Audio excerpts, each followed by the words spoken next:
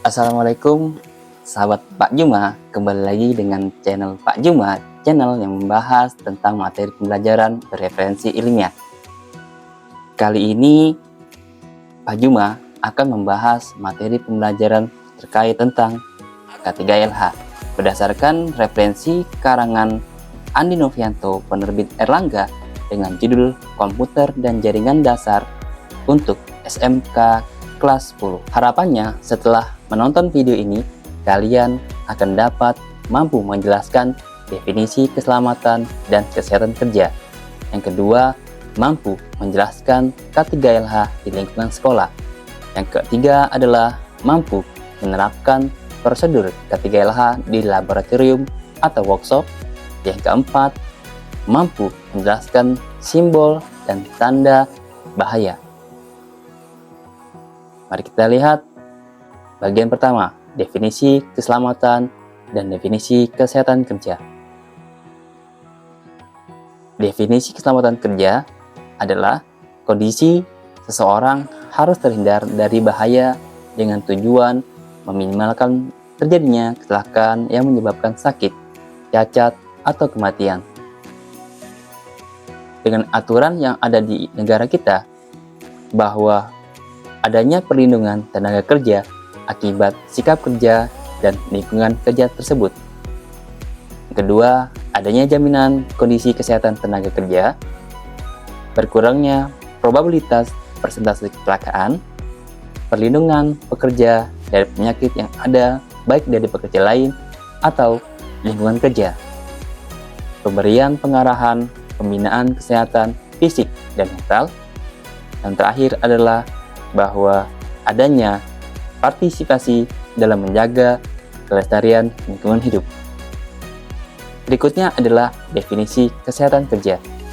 Kondisi fisik dan psikologis baik mental atau rohani serta hubungan sosial para pekerja dinyatakan dalam taraf normal dan baik.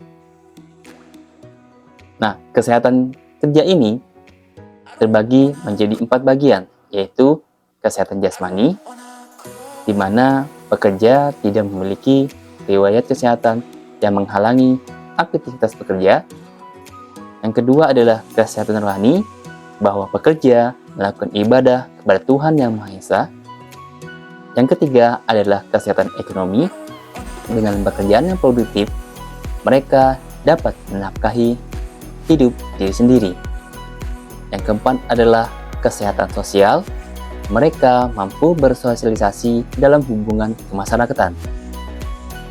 Lalu kita akan belajar juga terkait dengan K3LH di lingkungan sekolah. Apa saja? Yang pertama adalah aspek pekerjaan atau praktikum itu sendiri. Misalkan jurusan TKJ ingin praktikum memasang pointing antena wireless. Yang kedua adalah aspek siswa dan guru. Jadi, kesehatan siswa dan guru mempunyai peranan penting. Seandainya kondisi siswa sedang sakit, maka praktikum dapat ditunda. Yang ketiga adalah aspek lingkungan kerja. Ruangan kerja, bengkel, laboratorium harus dalam kondisi baik, suhu ruangan, tekanan udara, dan juga sumber tegangan. Aspek lainnya adalah pedoman standar praktikum, kotak P3K, pakaian praktikum, alat-alat keamanan praktikum, tempat sampah, alat pemadam kebakaran, dan terakhir adalah alat kebersihan.